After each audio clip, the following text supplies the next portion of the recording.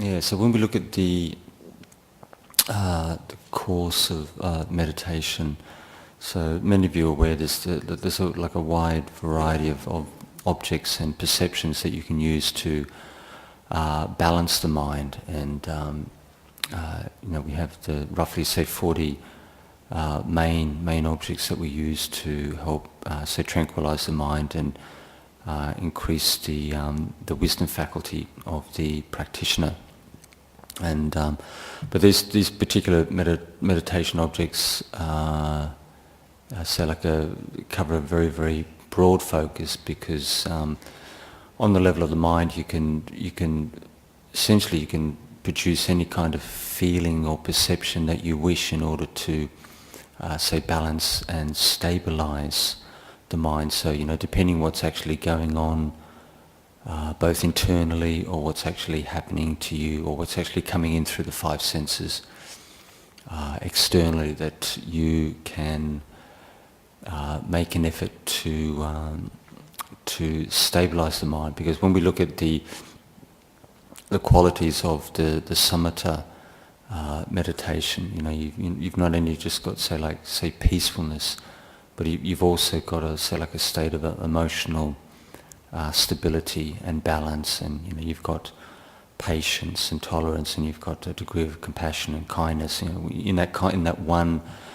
state of say peacefulness of mind, it could be made up of a number of underlying qualities which essentially can change over time as the months and the years go by. And so from this very simple practice, we can develop a wide range of both qualities and skills.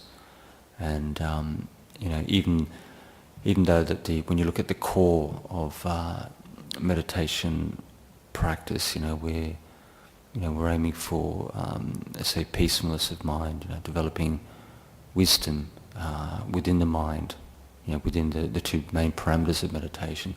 That's, so like 30% of, I say more like 60% of the system. We have sila as the foundation, we have samadhi, and then the wisdom faculty. So theoretically we can say it's like 60% of the overall business, but you've also got a number of underlying supporting factors and qualities as well. So with the business in itself, even though it may appear sort of quite simplistic, you really have to put forth quite a reasonable amount of effort over the years to develop oneself. It's something which doesn't necessarily come that easily, because you're opposing those forces which essentially have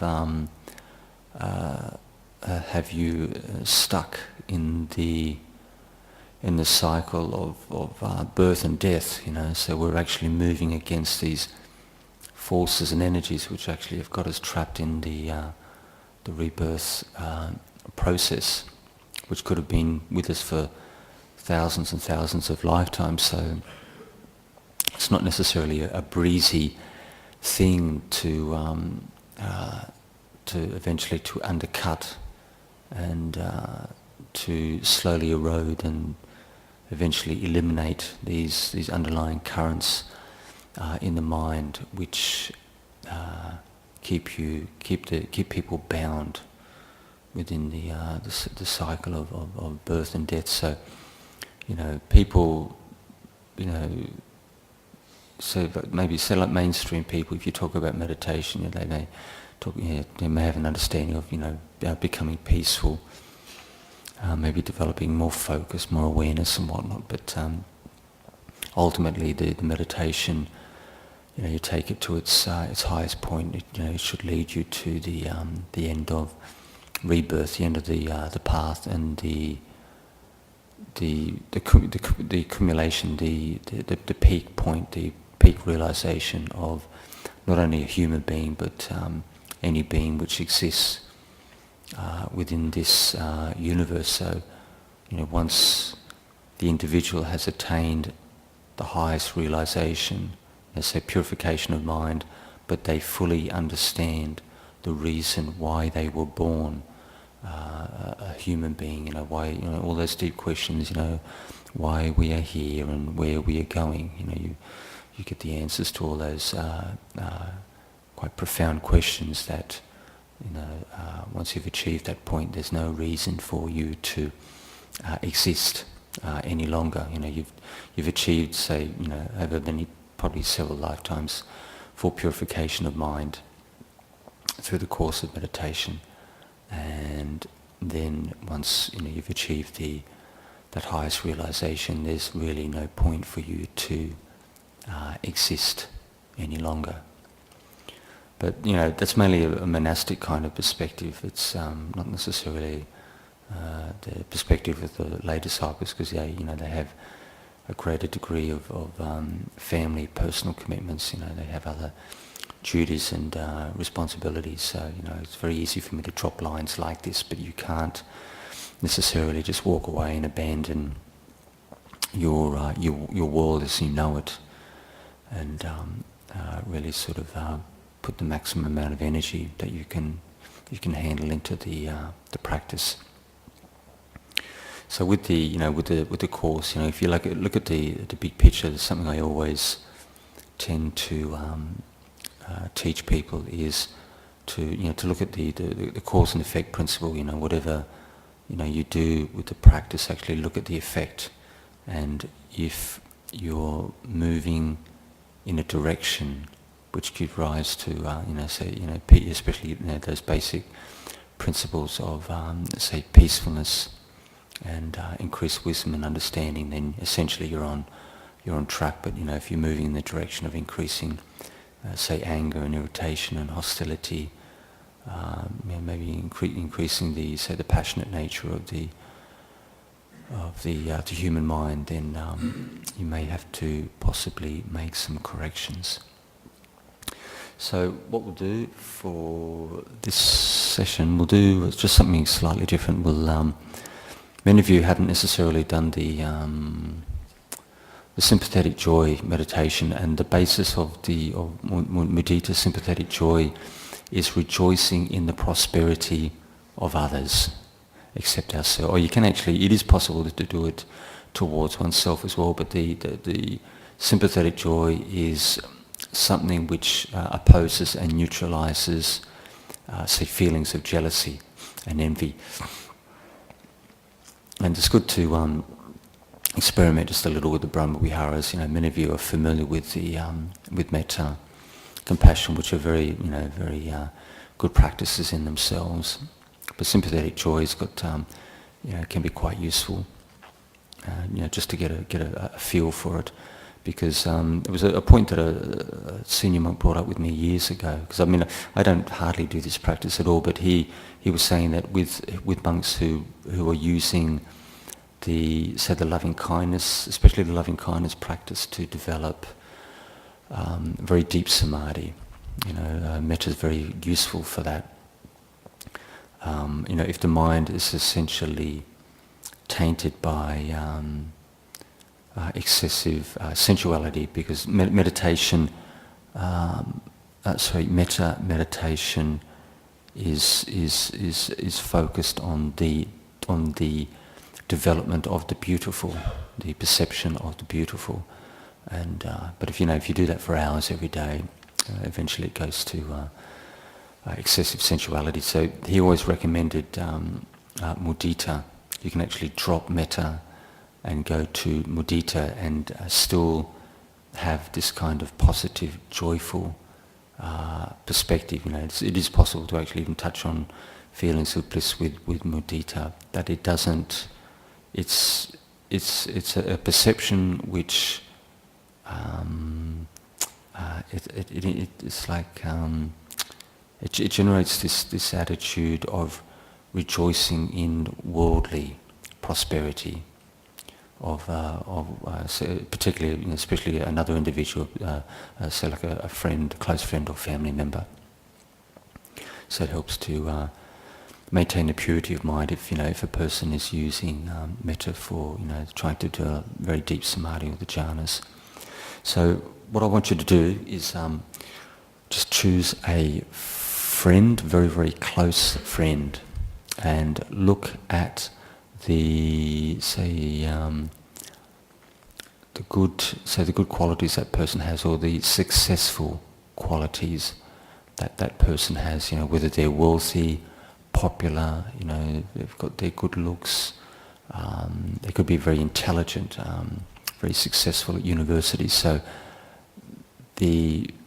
choose that particular quality that person excels in, which could possibly be a source of say envy with others, and use this stock formula that, say for example, the person's name is could be like Rachel. Say, may Rachel never be separated from her, say, material prosperity, her popularity, her wealth, her intellectual capabilities, her successes in life.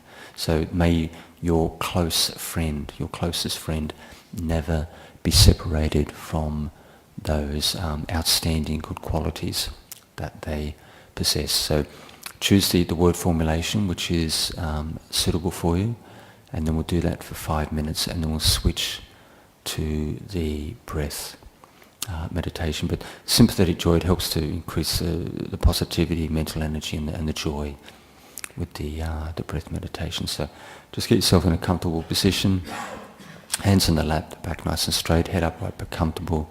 Make sure there's nothing tight around the waist, the throat.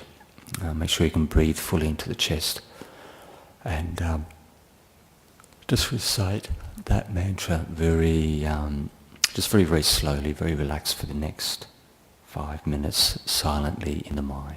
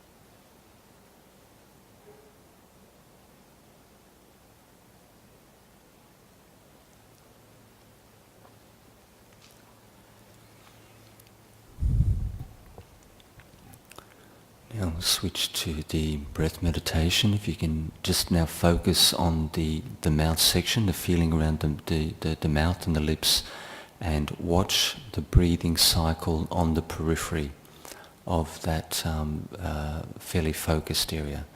And so as you're breathing in and out, just focus on the mouth section, and you'll feel the breath on the periphery, and just watch the breathing cycle at that point in a very relaxed way for the rest of the session.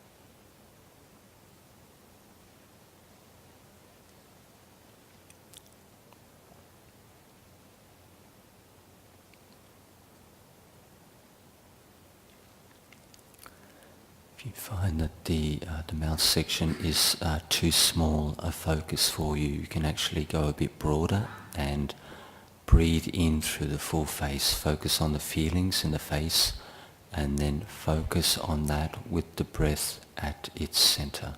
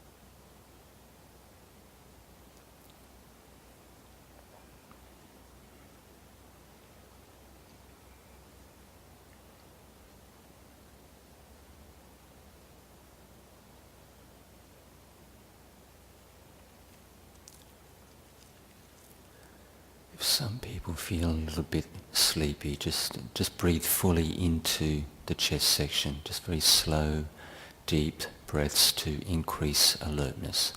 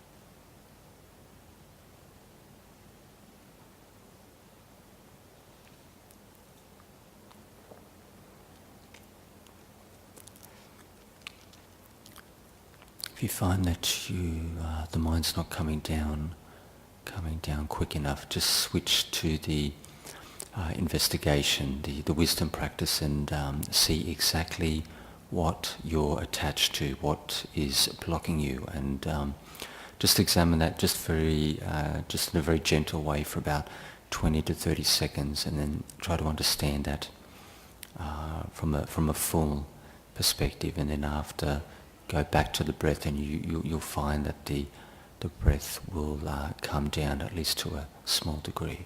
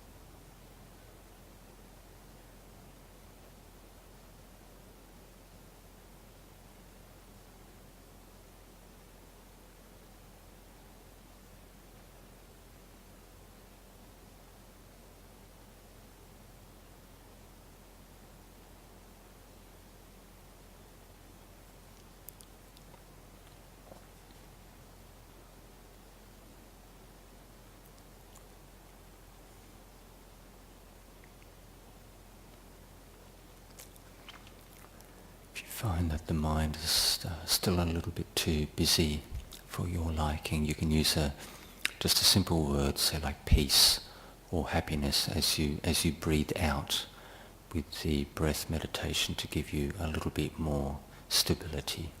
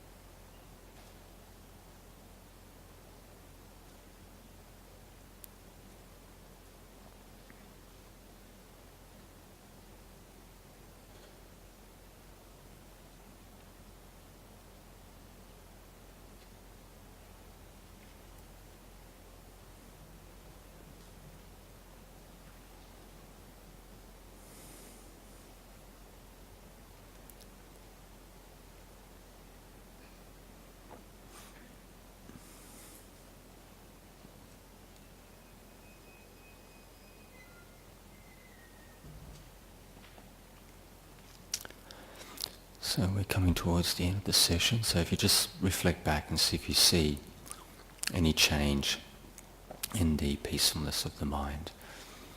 And I'll ring the gong 3 times so you can open your eyes when you're ready.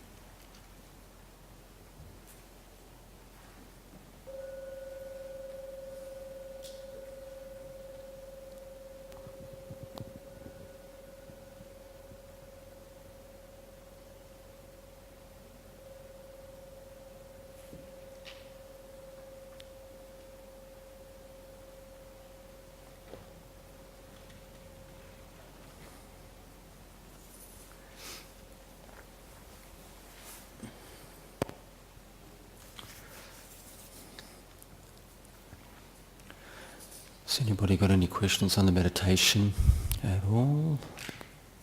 Okay. I've got maybe 1 or 2. Great, thank you, Christina. So, question 1, Caroline from Belgium. I have been falling asleep during long sessions of meditation. Would meditation with short pauses be better? Can short meditation sessions make it difficult to reach deeper and higher states of consciousness?